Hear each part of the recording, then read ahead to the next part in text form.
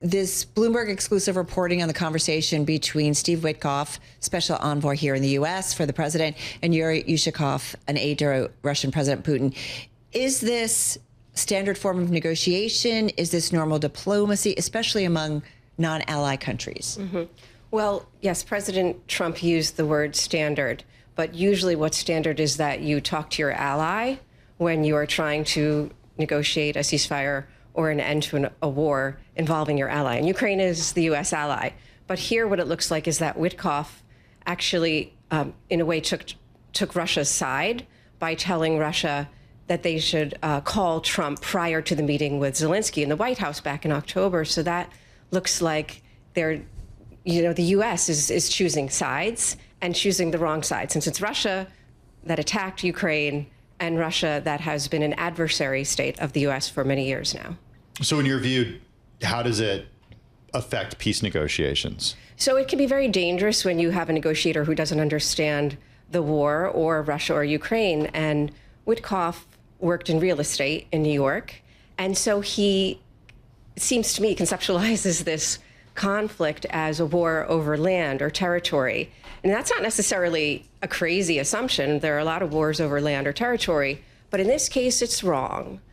This is not, Russia doesn't need the land or want the land. What they want to do is destroy Ukrainian sovereignty. And this is Putin's goal. It's been his goal since 2022. And he continues, I believe, to seek that goal. So giving a little bit of land, this is what Witkoff suggested, that we can get to a peace agreement by giving up some territory, some land. It's not really what Russia's interested in. That is an important distinction, because I think even we say it's about Putin expanding a land grab, right? So the difference is going back to the way USSR, what is it about really for President Putin? Well, why is it that Ukraine makes him so frustrating that it has its own independent nation? Right. So this takes a little bit more time to explain than we have. Sorry. But I guess I would say this is a whole semester, right?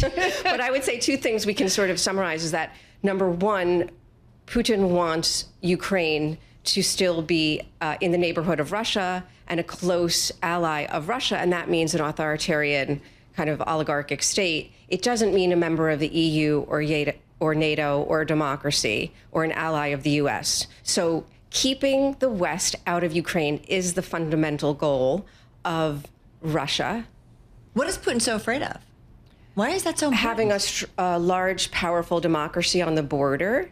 And then there's this personal element as well, personal oligarchic friends of Putin who were expelled from positions of power in Ukraine over the past few years, as well as this concept that Ukrainians are not a nation, they're not a separate people, and they don't deserve statehood. They are little brother Slavic little brothers of Russians. So this is why they're kidnapping children and taking Ukrainian children and saying you're actually Russian. Does it make you think differently about the U.S. relationship with Russia? It has worsened the U.S. relationship with Russia.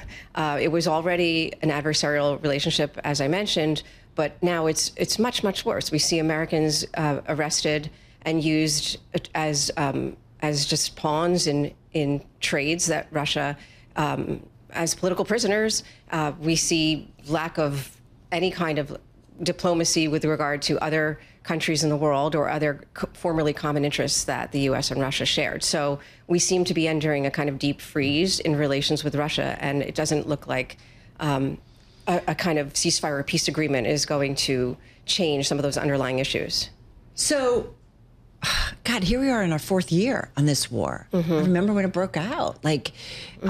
So does it mean that this is a fight to the bitter end? It feels kind of bitter if I look at the devastation in Ukraine, people, places, if you will. So is a peace plan even possible? So I would say, it's good that the Trump administration is talking. Yeah. But the goal of Ukraine and the goal of the U.S. initially was to kind of find a ceasefire agreement and then take the time and the real hard work of diplomacy to reach a peace agreement, a peace treaty. These aren't usually documents or agreements that are reached quickly. Right. So a ceasefire agreement would be wonderful. Ukrainians continue to suffer. They continue to die. I was just talking to my Ukrainian friend, and she said that beyond not being able to sleep at night because of the huge number of drone and missile attacks that have increased this summer, she sometimes can't go to the hospital for her medical care because there's no hospitals closed, and you never know when it's open or closed. So there's this, tragic ongoing human element, and there are reasons why both sides might want a ceasefire at the present time, but there's also this kind of intransigent position of Putin, which is the